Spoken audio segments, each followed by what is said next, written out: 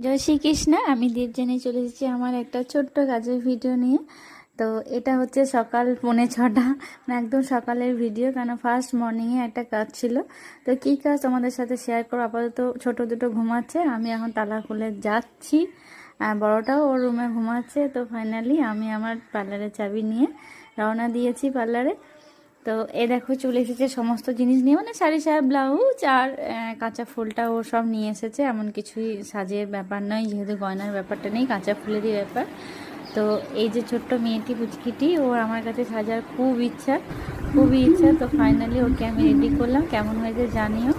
আর যতই কষ্ট করে সকালে উঠি না কেন, যাই করি না কেন, সব কাজের শেষে এই মিষ্টি হাসিটাই দেখতে খুব ভালো লাগে।